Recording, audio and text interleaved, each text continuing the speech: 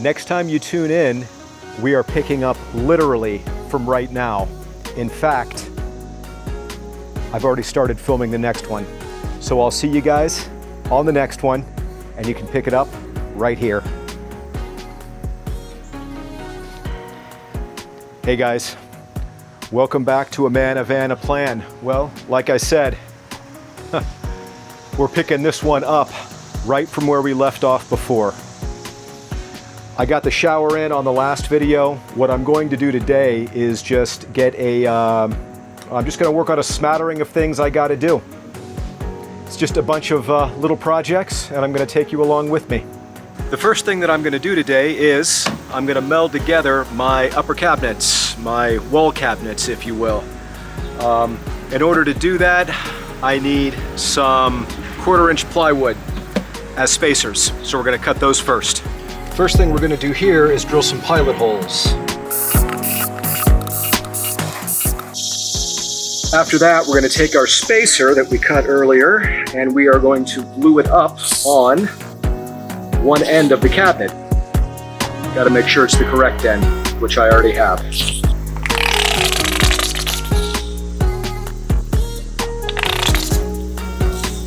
That's the glue bottle, not me.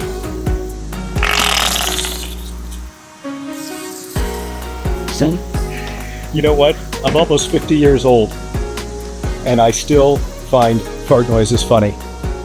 If you don't find farts funny, you're just choosing to have less humor in your life, because, you know, you're gonna end up with the same number of farts and fart noises and less laughter. So you may as well find farts funny the way I do.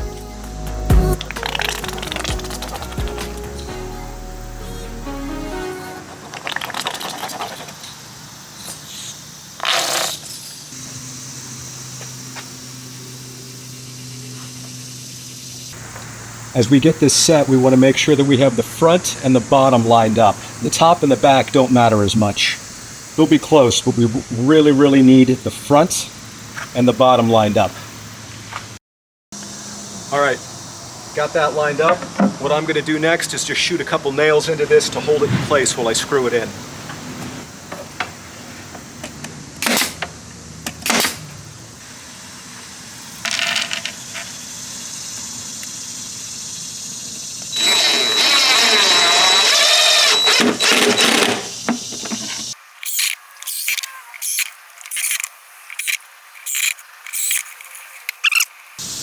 Next, we repeat the process with this one.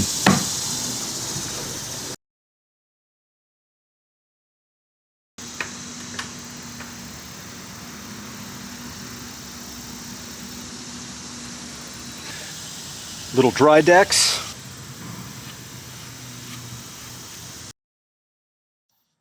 All right, and that's it. The dry decks is already starting to set up on these. I may be able to give one more sanding before I put them up in a couple of days. That may actually happen today.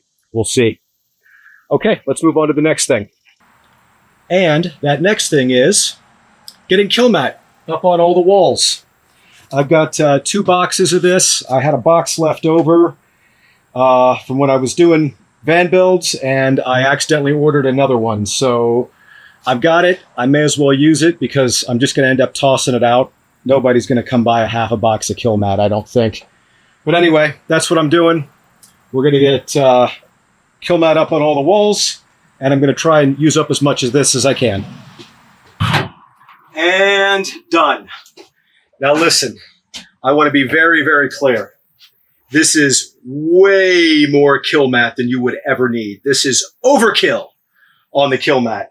Kilmat recommends 20% coverage. I've got probably, I'm going to guess, 80%, maybe even more. But again, I had the material. I don't need it for anything else. But yeah, this is way, way, way more Kilmat than you'd ever need. I even put 2 layers over both wheel wells. So, that's done. All right, next, I think that I'm going to go ahead and put my puck lights in the ceiling because I am sick of these wires hanging out of the ceiling. All right, I got 5 of those in, but I ran out of heat shrink. So I got to order more before I can put the rest of them in. So what we're going to do next is we're going to put in our shore power connection for our electric.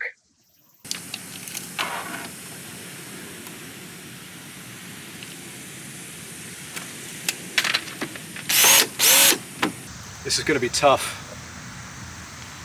There's no teeth on that.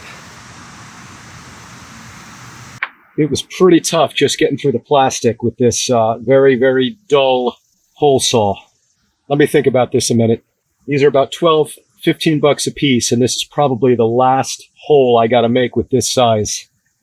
Do I really want to go buy a new one? Well, I know the answer. The answer is I do not want to go buy a new one. Come to think of it, I may have another one. Here. Well, I did not have a 2-inch. What I do have is a 1 3/4 inch, which I think is a very elegant solution because I don't believe that I need to do the whole 2 inches to this depth. I think if I've already got my pilot hole, and if I use the 1 3/4 inch, I'll be able to do what I need to do. I hope. Sure hope I was right. I was wrong. Told you all I was going to make mistakes. It's not an insurmountable mistake, though. I just need to go get a fresh 2-inch hole saw. There's just no way that that is going to cut through metal. Look how dull that is. So I'm going to throw some masking tape on this and move on to the next thing because I'm not going to the hardware store today. All right, let's move on to the next thing. So the next thing that I need to do is build a ceiling for the shower and then get the rest of my FRP on it. I already got one piece cut out here. I may have to trim it down a little bit. It's going to go something like that. Then I'm going to get another piece for here. I can already tell it's just a little too wide, a hair too wide. I'll be right back.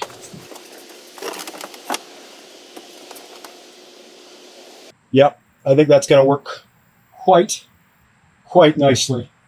I don't know if you guys can see that I've cut each side on an angle to make it fit in a little better. So I'm going to get some adhesive on here and go ahead and tack it up with a few nails and then a few screws. All right, guys, this is going to do it for me today. I've got a busy week ahead of me at work, so I will pick you guys back up here in a few days, and we'll knock out a few more things. Hey, guys. Well, I screwed up. It's not a big screw up, but it is a screw up that's tough to stomach. I hadn't planned on filming today. The last time that I filmed was last weekend. I was doing just a bunch of odds and ends. I think that's probably still this video. I don't know. I can't even really think about that right now. I was doing a few things out here, getting ready for tomorrow when Tyre's going to come help me hang some cabinets. And I just went to test fit one, and I realized that this center cabinet right here is in the wrong spot. And of course, it's the one that's attached on either end. But this 44-inch cabinet goes up on the driver's side, and I've got it set up to go out on the passenger side, and there's a 37-inch cabinet that's supposed to go right there.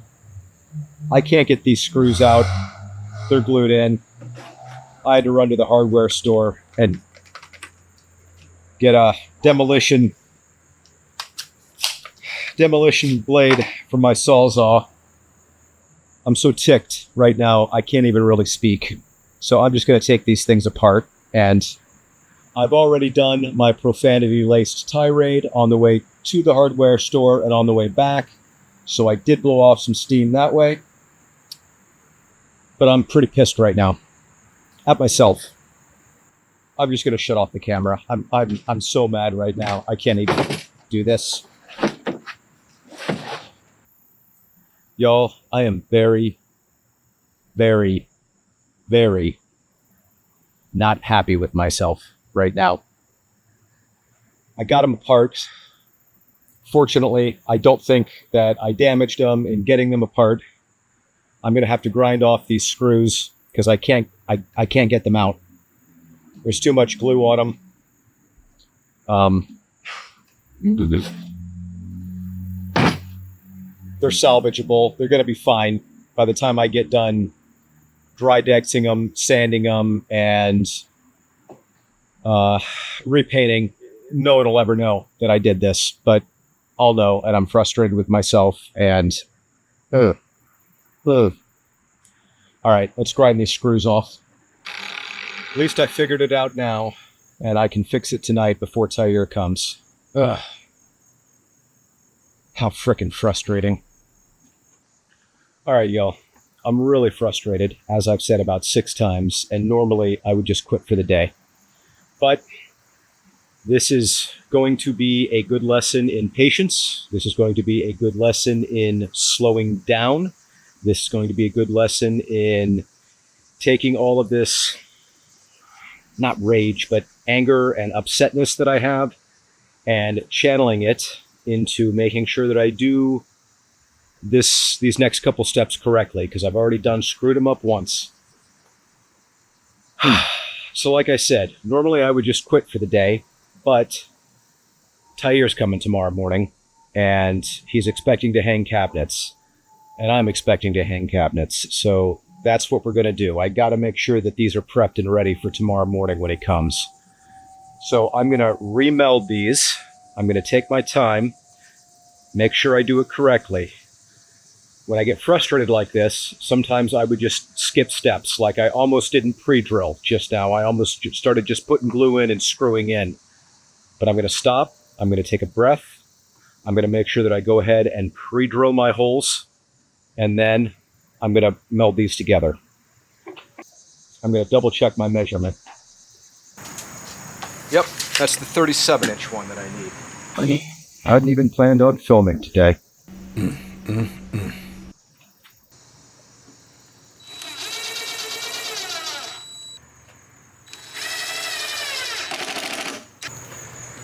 All right, see, I knew that I needed to do another step, and I knew what that step was, and I almost didn't do it just because I'm frustrated. But I'm going to do the right thing because it's going to make a better cabinet and a better build. Countersink holes. All right, y'all, I got them fixed. I have to go in tomorrow, and after I get them hung, I'll re-dry dex those areas. Then I got to sand and repaint, which, you know, that was the final coat of paint anyway, so that's not really a big deal. It's just frustrating. It's just frustrating. You guys are going to think that I set this up this way. I promise you, I did not. But this leads us really, really well into today's sponsor. Here it is, today's video sponsor. Every generation has its heroes. Men and women who stare directly into danger and say, I know exactly what I'm doing. Hey, Tyre. Yeah. You ready? For what? The mission. We're installing cabinets.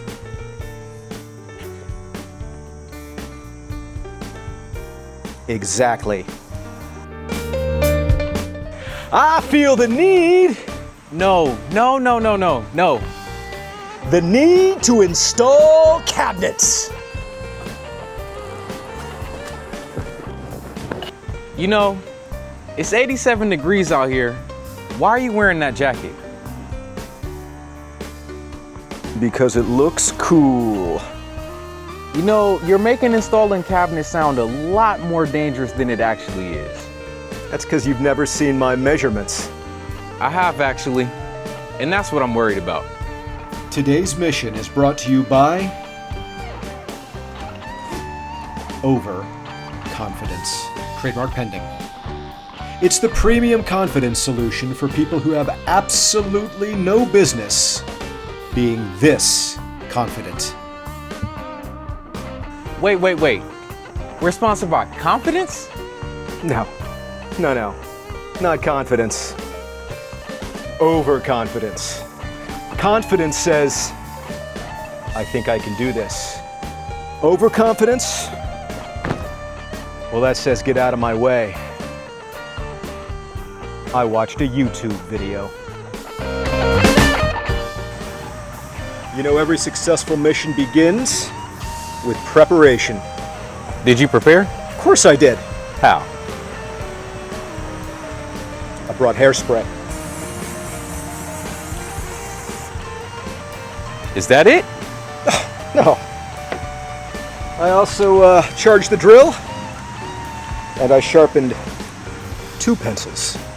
Wow, you're basically a professional now. There are people who spend years honing their carpentry skills.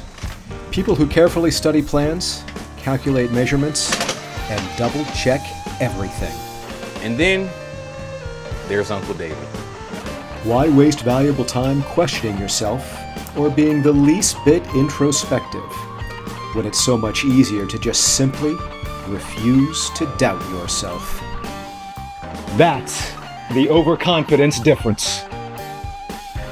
All right, that cabinet's going right there. Are you sure? Absolutely. How sure? Exactly 73%. That's not very reassuring. Hey, it's 73% more confident than I was yesterday. All right, to the left. To the left. Your left or my left? The correct left. That's not a direction. Don't question the mission. I'm questioning your navigation. Every mission has a moment when everything hangs in the balance. The cabinet, heavy. The weather, threatening. The drill, nowhere to be found. The measurements, questionable.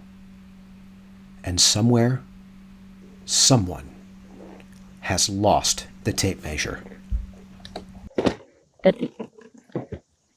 It's in your back pocket. Again. I knew that. Overconfidence doesn't promise perfection. It promises something much more important. The courage to start, even when you don't know what you're doing. And when things don't go according to plan, he confidently calls it a design change. That's leadership. That's moronic. I gotta admit, these cabinets look pretty good. Of course they do. You know, maybe we know what we're doing. Oh, careful, careful. We don't want to get carried away. We don't want people thinking we're Confident. competent. So thank you to today's sponsor, Overconfidence. Because when the job looks impossible and you're not entirely sure what you're doing, there's only one thing left to do. Turn up the music, grab the tools, and act like you've got this. Overconfidence. Side effects may include crooked cabinets, optimistic deadlines, unnecessary trips to the hardware store, excessive tool purchases, dramatic sunglasses use, and wearing a leather jacket when there is absolutely no reason to do so.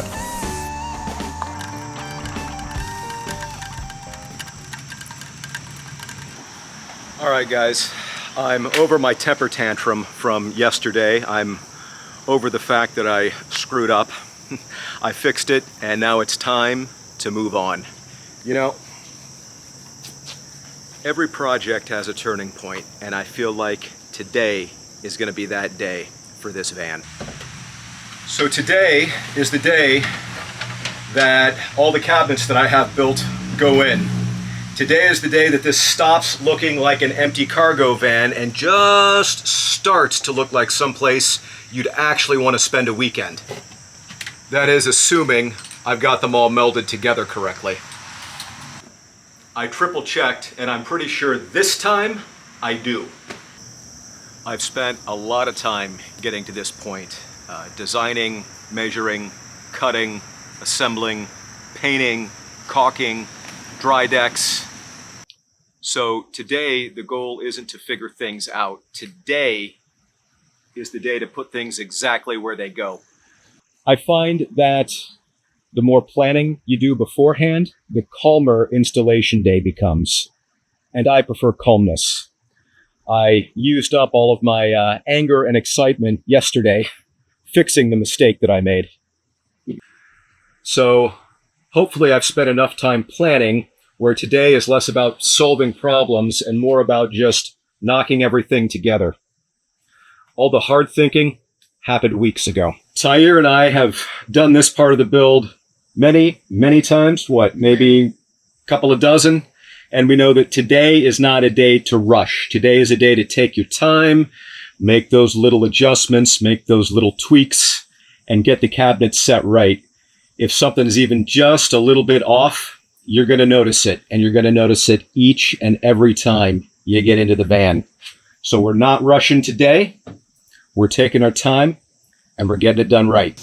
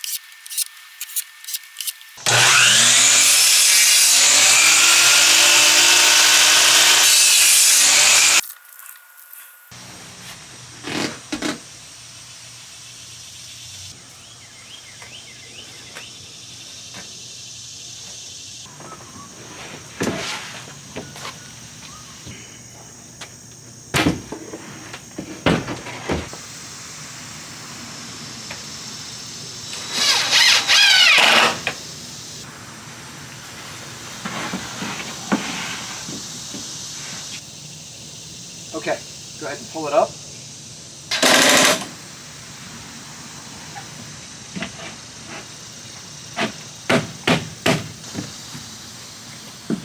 So I know it may look like the number of screws we used is overkill, but this van needs to survive mountain roads. It needs to survive potholes.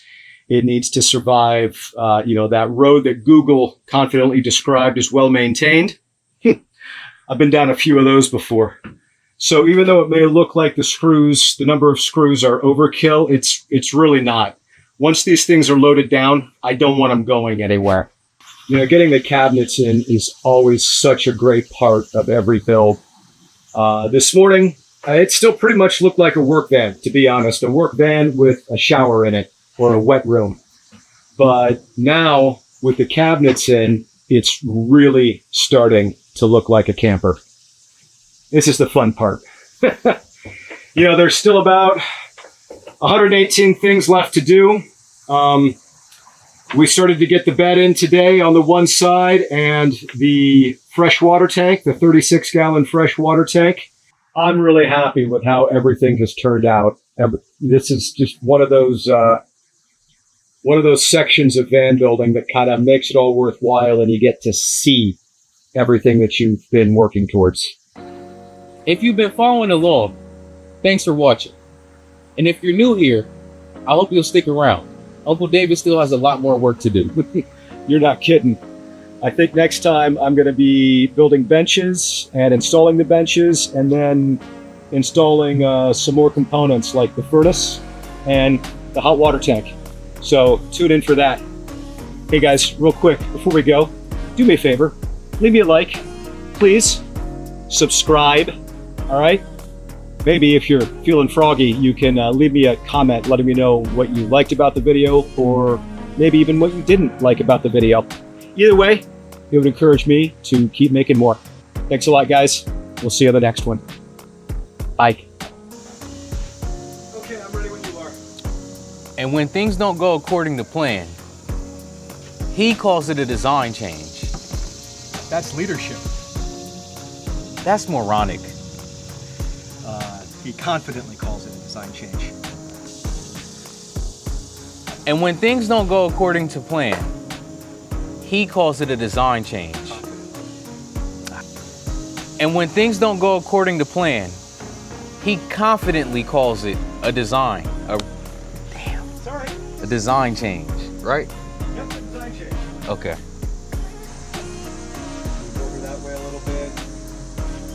How's that? Oh shit. Might help if we were recording.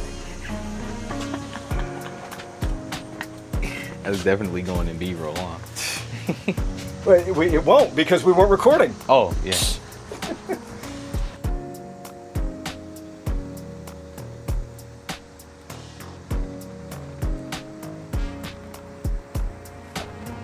Zippers just won't let us be great.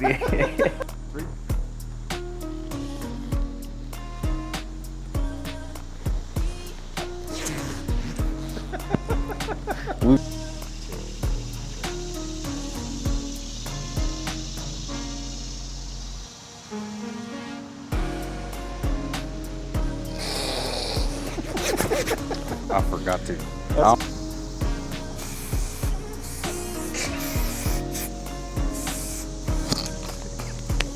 I'm sorry. I want you to do it one more time. Hit your mark. It's the face. The face is selling it, huh? The confidence.